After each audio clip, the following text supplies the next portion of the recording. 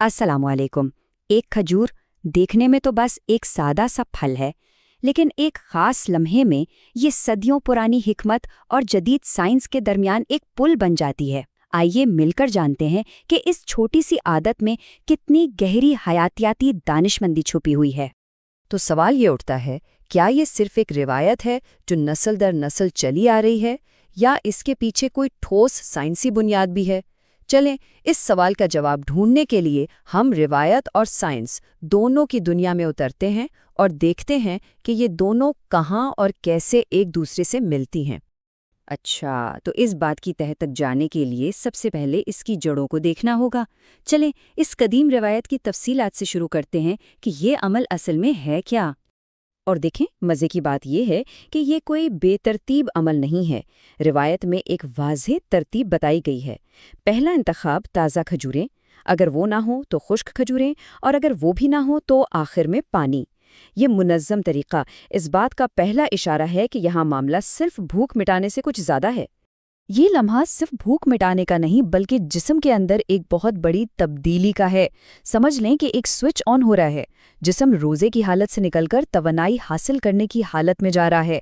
अब इस तब्दीली को समझने के लिए हमें साइंस की मदद लेनी पड़ेगी। तो चलें ज़रा जिस्म के अंदर झांक कर देखते हैं। इफ्तार से ऐन पहले हमारा जिस्म किस हालत में होता है, और इसे सबसे ज़्यादा किस चीज़ की ज़रूरत होती है? कई घंटों की भूख के बाद खून में शुगर की सतह जाहिर है नीचे जा चुकी होती है। जिस्म का फ्यूल टैंक खाली हो रहा होता है और उसे अपने ज़रूरी काम जारी रखने के लिए फ़ौरन तवानाई चाहिए। और जिस्म का जो इमरजेंसी पावर बैंक है ना, यानी जिगर में स्टोर हुआ ग्लाइकोजन, वो भी तकरीबन खाली हो चुका होता है। तो अब तवानाई की ज़रूरत सिर्फ ज़रूरत नहीं रही, बल्कि एक फौरी तलब बन चुकी है। इसी दौरान हमारा हाजमे का निज़ाम वो तो बिल्कुल आराम कर रहा होता है, एक गहरी नींद में। अब इसे अचानक से झटका देकर उठाने के बजाय नरमी से जगाने की ज़रूरत है, वरना ये ओवरलोड हो सकता है। तो देखिए, जिस्म को क्या चाहिए? फौरी मुस्तहकम तवानाई और निज़ाम हाजमा के लिए एक नर्म शुरुआत। और यहाँ आती है खजूर, एक बिल्कुल परफेक्ट हल की तरह। आइए देखते हैं कैसे। ज़रा इसकी ग़िज़ाई साख्त पर नज़र डालें। ऐसा लगता है कि कुदरत ने इसे ख़ास इसी लम्हे के लिए डिज़ाइन किया है। इसमें फ़ौरी तवानाई के लिए कुदरती शुगर तो है, लेकिन साथ ही फाइबर भी है, जो इस तवानाई को एकदम से धमाके की तरह खारिज होने नहीं देता। इसके अलावा ये पोटेशियम और मैग्नीशियम जैसे अहम मिनरल से भी भरपूर है। ये एक बहुत अहम नुक्ता है। खजूर मीठी ज़रूर है, लेकिन ये वो शुगर रश नहीं देती। इसके अंदर जो फाइबर है ना, वो एक ब्रेक की तरह काम करता है, जो शक्कर को खून में आहिस्ता और मुतवाज़न तरीके से दाखिल करता है, किसी भी रिफाइंड चीनी के बिल्कुल बरक्स। और अब हम इस मकाम पर पहुंच गए हैं जहां सारी कड़ियां आपस में जुड़ती हैं। यही वो आहा मोमेंट है जहां सदियों पुरानी रिवायत और जदीद साइंस बिल्कुल आमने सामने आकर एक दूसरे से हाथ मिलाती हैं। यहाँ देखिए, ये बिल्कुल एक ताले और चाबी वाला हिसाब है। एक तरफ जिस्म की 3 बुनियादी ज़रूरियात हैं: मुस्तहकम तवानाई, इलेक्ट्रोलाइट्स का तवाज़ुन और हाजमे का आरामदेह आगाज़। और दूसरी तरफ खजूर है, जो इन तीनों ज़रूरतों को अकेले पूरा कर रही है। ये महज इत्तेफाक नहीं हो सकता, बल्कि एक बेहतरीन हयाती मुताबिकत है।